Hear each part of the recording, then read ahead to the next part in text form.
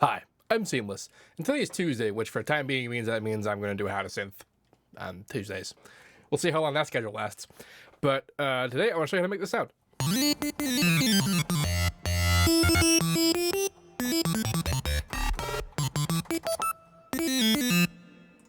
And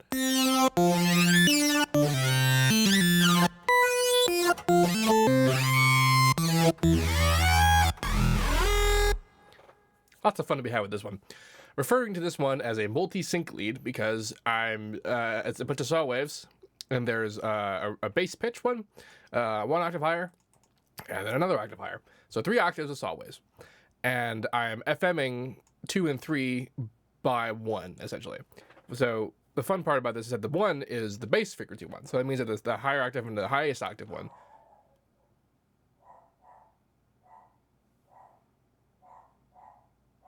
We're dog sitting, if you couldn't hear that. Being FM by the lower one, so it's sort of keeping it all like it's that right pitch. I try to say pitch and tone at the same time, and I said pone because I'm in the early 2000s, and so that's all a lot of fun. So there's the main mod here, and what this is linked to is 2 and 3, I think. So yeah. And also 1, because I was doing other things before, but it's not doing anything now because there's nothing. I'm modulating operator 1, so it doesn't matter. And the reason why I wasn't using this as the main mod while I was playing it in my initial demo of the sound is because on operator 2 and 3 on the mod, there's also an LFO, and they're both going at different speeds. So we get this kind of conflicting tonal shift between them, so it's not perfectly static. And on top of all of that, I'm using Unison. 9 voices is Unison, but as usually when I use Unison, I'm using it to make the sound sort of bigger. And in this case, it kind of is, but I have a very, very small pitch amount. So it's not detuning all that much. And the phase has moved up a bit. And when you do this sort of thing, if you've ever tried this, you just make a super saw and you mess around with it. You get kind of a lot of interesting ideas. And not all of them are super great, but in combination with the syncing stuff that's happening right now, it's working out. Some of you might be wondering why I'm referring to FM as sync. And that's because when you FM something by a saw wave, it creates an effect that's very similar to what's referred to as oscillator sync, where you have an oscillator at a particular pitch doing one thing, and an oscillator at another pitch, but the one at the other pitch will always restart when the first one does. So it doesn't matter what tone it is, it still has essentially the same pitch as the other one. It creates interesting sort of harmonic profiles. If you ever use Serum and use the sync warp mode, or if you use the hard sync table in Massive, or it's around. Oscillator sync is a pretty common thing to do. And if you FM it with a saw wave, digitally anyway, you get a profile that's extremely similar. And it's because if you look at the whole thing, and I said digitally, and this is where it gets a little bit weird, because regular FM, with hardware, is directly modulating pitch. So the shape of a saw wave is what the pitch is doing. Goes up, comes down, goes back up, comes down. That's what it's doing. But digital FM doesn't modulate directly with pitch. It modulates phase. There's reasons for this, not totally sure, but as a result of it modulating phase, this means that the shape doesn't necessarily correlate to how the pitch is actually changing. In this case, what it means is that the change in slope of the waveform is what correlates to how the pitch changes. So a sine wave, for example, will change it pretty regularly. It'll do what you would expect a sine wave to do, because the slope is changing all the time. So that means that the pitch is changing all the time. However, a saw wave has an unchanging slope, and it's always the same unchanging slope. And then there's when it restarts, and that restart is key. So that means that this is telling what we're FMing to be a different pitch, but that whatever pitch that is going to restart according to this guy's pitch, according to the modulator's pitch. And that's why it comes across as oscillator sync. Yeah, so basically we're just putting these two things together. This is not a new thing to use oscillator sync with a lead kind of sound.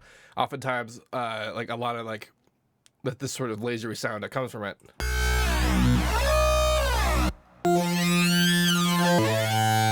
is used on leads all the time, and it's kind of a lot of fun to do so. I have the main mod here just so you can kind of set tone, but then the tone does move itself because of the Unison and also because of the LFOs that aren't here. But the Unison is kind of a big deal, because if I didn't have any Unison, you see how that affects the sound and creates additional sort of spectral movement because of high frequency phase cancellation. After that, we're putting it through an EQ, which has getting rid of the highest frequencies. Oh, it's also important to note that I have oversampling engaged. You would actually have this happen anyway if you rendered it, if you didn't change any of the settings ever. because on Citrus anyway, the oversampling is render and draft. So you have what happens when you render, what happens when you don't, like what's playing live. And it's something to keep in mind because sometimes if you render your song and it sounds like it's different when you render it, this is one of the reasons. Because, wow, forgot that. Yeah. It also uses kind of a lot of CPU when you use higher amounts. This is why I tend to avoid using it. It's usually not worth it. But even though I'm using band limiting on these guys to alleviate aliasing, it's still like FM just generates a crap ton of overtones that are way higher than Nyquist. So that means that they're going to alias. If you had no idea what the hell I just said just now, let's briefly explain aliasing. Aliasing is what happens when you try to create a tone that is above the Nyquist frequency. What's the Nyquist frequency? A Nyquist frequency is the highest frequency that you can generate in a given sample rate. A sample rate like 44.1 kilohertz, and that sample, the Nyquist frequency, is half the sample rate. So did I just say that? I might have just said that. Whatever, that's the point. So 22.05 kilohertz is the highest frequency you can generate.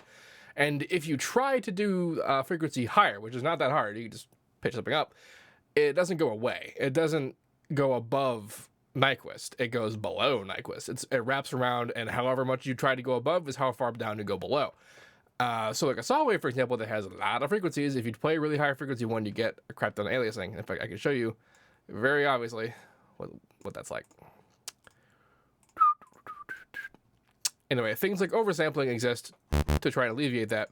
Band limiting also alleviates that. Band limiting is a practice of essentially the waveform is just not creating frequencies that are high enough to interact with that and like selectively.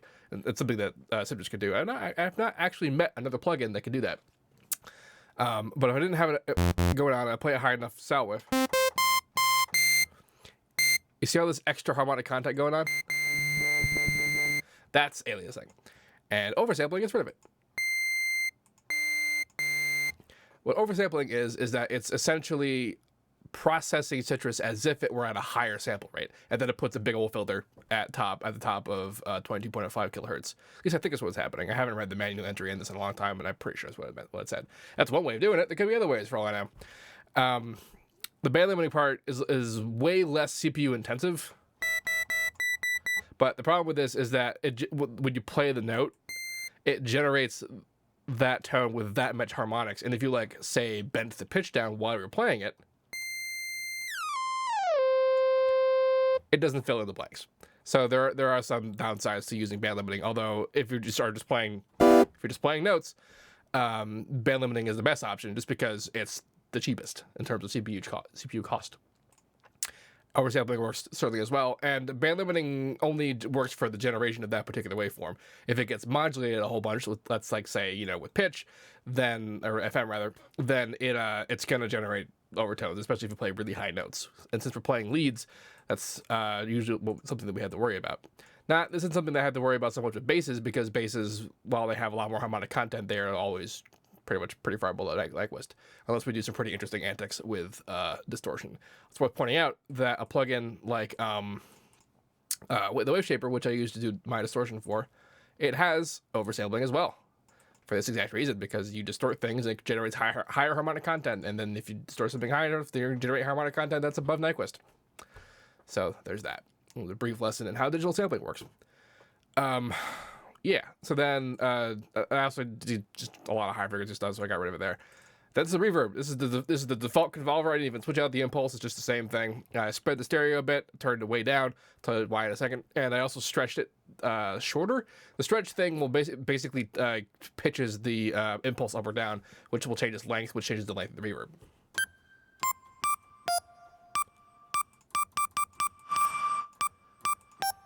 But I turned it down a lot because I'm compressing it a lot.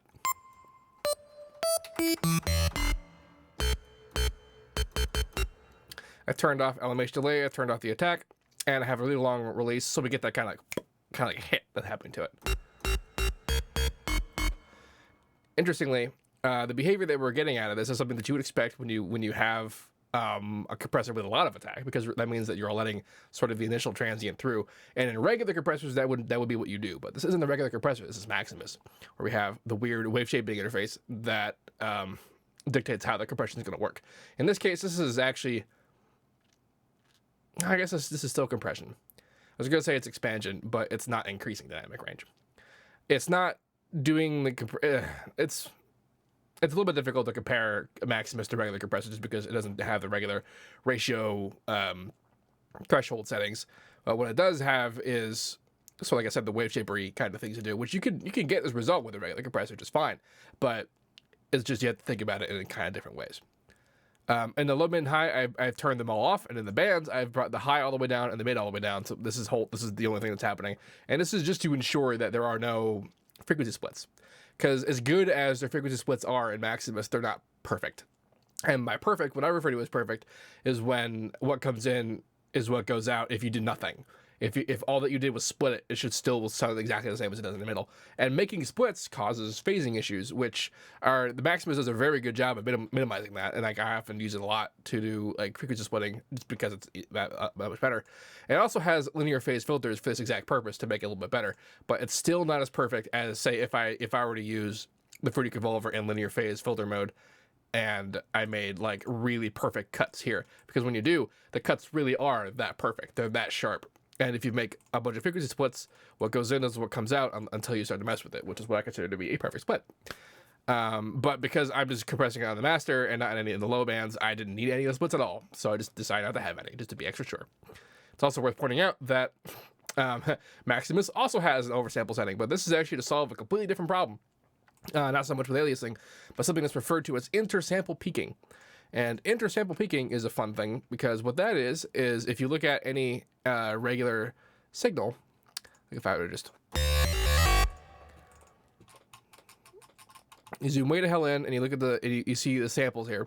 If you like pick any two samples like these guys right here, you can see that the sample is right there and right there, but the line is above it. What does that mean? How's that possible? Well, that line is the result of a calculation made by solving these points. What is the graph, essentially the plot of the signal throughout that would fit all these points? And you could just as easily draw like a different signal that would fit all these points, but the second you did that, that signal would generate frequencies that are higher than Nyquist. So regular digital sampling utilizes band limiting, which is to say that it doesn't allow frequencies to be higher than that, to solve for these points, to create the one solution that would fit all these points that would equal less than Nyquist.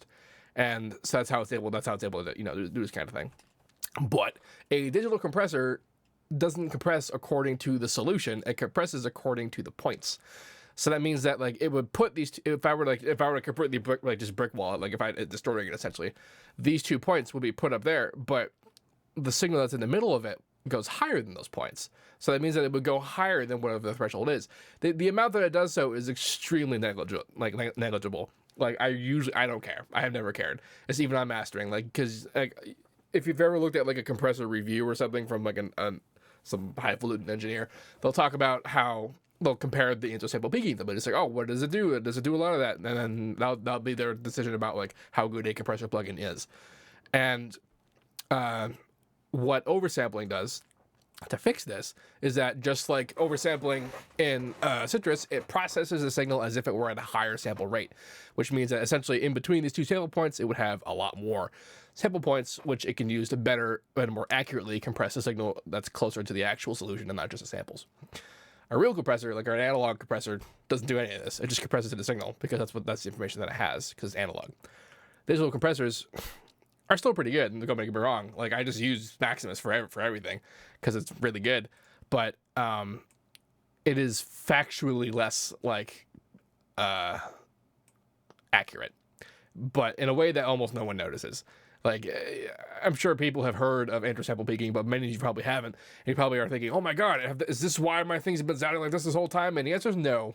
It has barely any influence at all on how your business is sounding. Unless, there's some extremely rare examples, and I can't think that anybody who's on my channel would have experienced them, just because that's a genre-related problem. Yeah, so that's this sound. I'll put this patcher up as a download, a description in this video, and you can just go get it. If you have any questions about this, please let me know. Don't forget to like, comment, and subscribe, and all that good stuff. And as usual, have a nice day.